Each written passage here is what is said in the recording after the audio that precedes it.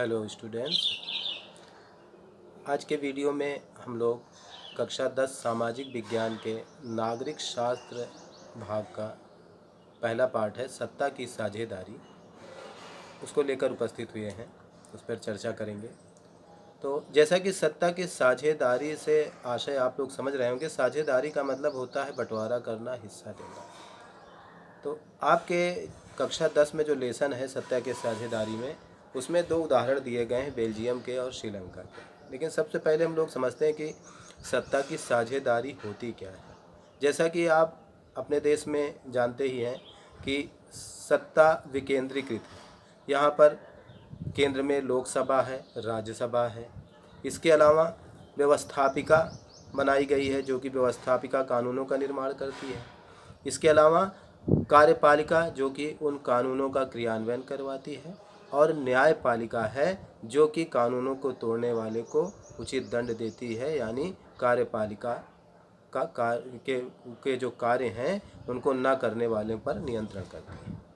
लेकिन इसमें जो ये तीन बनाए गए हैं, व्यवस्थापिका, कार्यपालिका और न्यायपालिका, ये सब जो है एक दूसरे के पूरक है। किसी के पास पूर्ण अधिकार नहीं है। जैसे कि कार्यपालिका में जो अधिकारी हैं, अगर वो पूरा से अपने से काम अच्छा सा नहीं करते हैं तो न्यायपालिका उनको दंडित कर देती है। तो इस प्रकार हम देखते हैं कि सत्ता की साझेदारी आपके देश में है।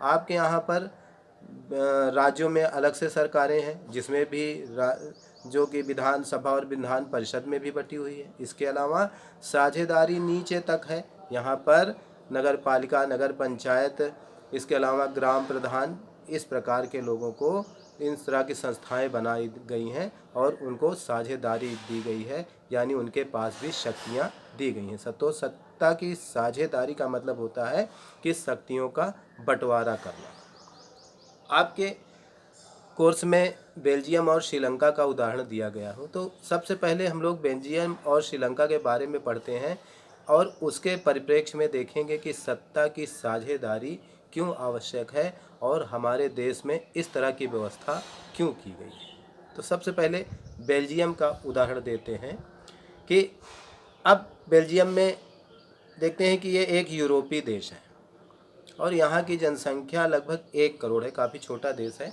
आपके देश के जो कुछ राज्य हैं उनसे भी छोटा है। यहाँ पर एक उदाहरण बताते हैं कि हरियाणा है, हरियाणा से आधा है, हरियाणा प्रदेश से आधी इसकी जनसंख्या और उससे आधा है अपनी माप में भी।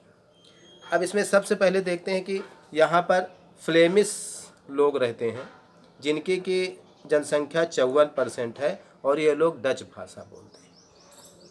इसके बाद दूसरे नंबर पर वेलोनिया में रहने वाले लोग हैं 40%, जो कि फ्रेंच भाषा बोलते हैं, और जो 1% बाकी बचे लोग हैं वो लोग जर्मनी में रहते हैं। यानी 54% फ्लेमिश जो कि डच भाषा बोलते हैं, 40% वोलोनिया में रहते हैं जो कि फ्रेंच भाषा बोलते हैं। अब यहाँ की राजधानी के बारे में देख लीजिए। यहाँ की राजधानी है ब्रुसेल्स। ब्रुसेल्स की क्या स्थिति है? यहाँ पर 80% लोग फ्रेंच भाषा बोलते हैं और 20% लोग डच भाषा बोलते हैं। यहाँ पर समस्या क्या आई? पहले शुरुआत में 54% वाले जो डच थे, जो कि संख्या उनकी ज़्यादा है, लेकिन वो जो थे संसाधनों पर उनका कम अधिकार था, वो अशिक्षित थे, पढ़े लिखे नहीं थे और इसी कारण से वो निश्चित ही गरीब रह गए।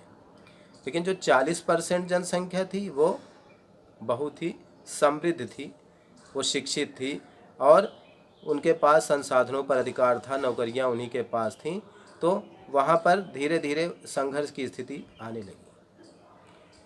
संघर्ष की स्थिति कब हुई? जब 54% वाले भी शिक्षित होने लगे तो उनको लगा, अरे सारे संसाधनों पर हमारी संख्या अधिक होने के बावजूद भी संसाधनों पर अधिकार कम जनसंख्या वालों का है, जो कि कम लोग हैं उनका है। इससे तनाव वहाँ पर बढ़ने लगा। ठीक है, ये स्थिति तो ब्रुसेल्स की थी, राजधानी जिसकी बेल्जियम की थी। अब दूसरे नंबर पर आता है श्रीलंका। आपके कोर्स में इन्हीं का 2 का उदाहरण है, तो श्रीलंका की चर्चा करते हैं।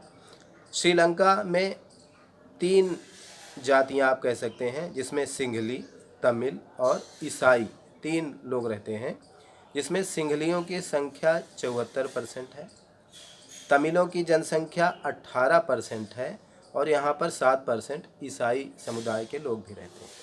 सिंघली यहाँ के मूल निवासी हैं, कुछ तमिल भी मूल निवासी हैं। इसके अलावा तमिलों में भी यहाँ 2 वर्ग हैं। तमिलों में एक वर्ग तो है जो यहाँ पर मूल निवासी है, यहाँ पर रहता था। दूसरे कुछ तमिल जो उपनिवेश काल में ज़्यादातर भारत से गए, जिनको कि वहाँ के चाय के बागानों में काम करने के लिए अंग्रेज लोग ले गए थे और ये वहीं बस गए। इसमें हिंदू भी थे और मुसलमान भी थे। ये तमिल भाषा, तमिलनाडु क्षेत्र से गए थे, तमिल भाषा बोलते थे, उनको भी तमिल कहा गया। तो 74% सिंघली, 18% तमिल और 7% जनसंख्या ईसाइयों की थी, जिसमें सिंघली लोग बौद्ध धर्म के मतावलंबी थे, हैं अभी भी। तमिल जो कि हिंदू और मुसलमान अपने अलग, ईसाई आप जानते हैं कि ईसा मसीह को मानने वाले लोग थे। लेकिन यहीं पर अब देखिए, यहाँ पर देखिए 2 देशों की हमने चर्चा की, एक बेल्जियम की और दूसरे श्रीलंका की। लेकिन बेल्जियम में दूसरी चीज़ हुई थी और श्रीलंका में अलग थी। श्रीलंका में बहुसंख्यकवाद शुरू हो गया, यानी जिसकी ज़्यादा संख्या थी वो लोग, उन लोगों ने पूरी सत्ता पर अपना प्रभुत्व स्थापित किया। अब हम लोग, आप फिर से देखिए कि हम लोग क्यों इनको पढ़ रहे हैं। इसलिए पढ़ रहे हैं क्योंकि हमारे भारत में आप देखते हैं कि सत्ता का विकेंद्रीकरण है। ऊपर से लेकर राष्ट्रपति, प्रधानमंत्री से लेकर के राज्यों की सरकारें, ग्रामों की सरकारें, शहरों की सरकारें अलग अलग हैं। उसी परिप्रेक्ष्य में हम लोग पढ़ रहे हैं कि भारत में ऐसी व्यवस्था क्यों की गई। तो श्रीलंका में जो सिंघली थे, चूँकि उनकी संख्या ज़्यादा थी, शक्तिशाली थे, तो उन्होंने अपना प्रभुत्व जमाना शुरू किया और पूरे श्रीलंका को अपने संरक्षण में, अपने नियंत्रण में रखना चाहा।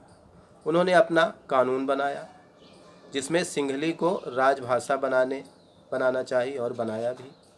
नौकरियों में सिंघलियों को प्राथमिकता दी गई, यहाँ तक कि ये कहा गया कि नौकरियाँ उनके लिए नहीं है, तमिलों के लिए।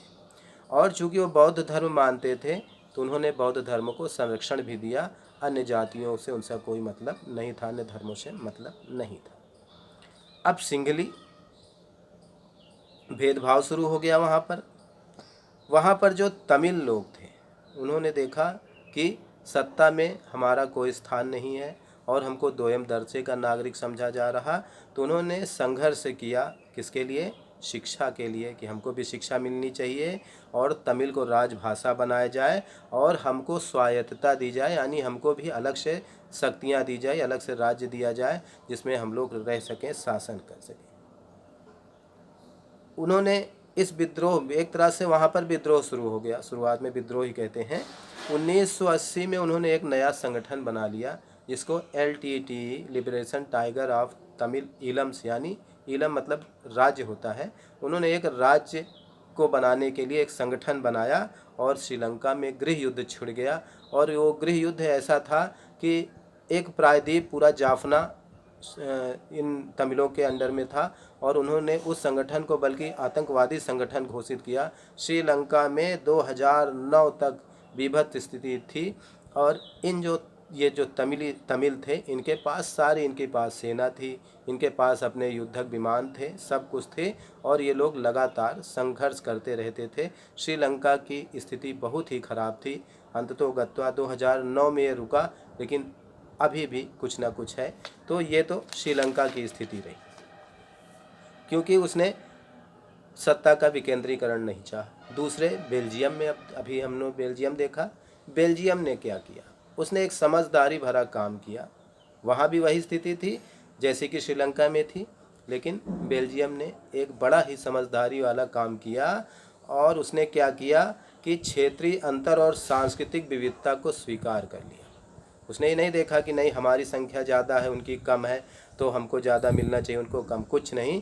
उन्होंने क्या देखा कि सब यहीं के रहने वाले, यहीं पर रहते हैं और रहेंगे भी, इसलिए उन्होंने संस्कृत और जो संस्कृत का अंतर था और जो विविधता थी उसको स्वीकार किया और उसी के अनुरूप वहाँ पर कानून बनाया गया। उनके यहाँ समझदारी थी, सब ने मिलजुल कर एक कानून बनाया, सरकार का निर्माण किया और वहाँ के कानून में ये निश्चित किया गया कि वहाँ के जो दो वर्ग हैं, यानी 54% फ्लेमिश और 40% वोलोनिया में रहने वाले फ्रेंच भाषी, उनको बराबर से अधिकार दिए गए और सरकार में मंत्रियों की संख्या दोनों की एक बराबर कर दी गई, यानी दोनों के मंत्री बराबर बराबर रहेंगे, डच के और फ्रेंच के। दूसरे क्षेत्रों में भी वहाँ सरकारें बनाई गईं और वहाँ में भी शक्तियाँ अलग अलग बांटी गईं, जिससे संघर्ष खत्म हो गया।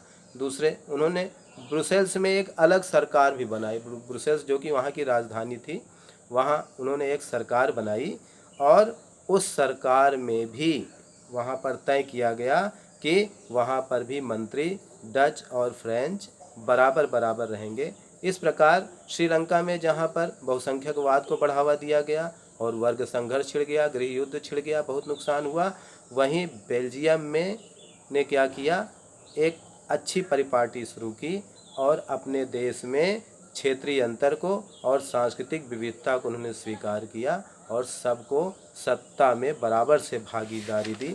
तो हम लोग यही पढ़ रहे हैं कि सत्ता में साझेदारी भारत में क्यों है। तो इस परिप्रेक्ष्य को, चूँकि वीडियो बड़ा हो जाता है, इस परिप्रेक्ष्य को अगले वीडियो में ले जाएंगे और फिर आपको भारत में सत्ता के जो अंतर हैं उसके बारे में बताएंगे। शेष अगले वीडियो में। धन्यवाद।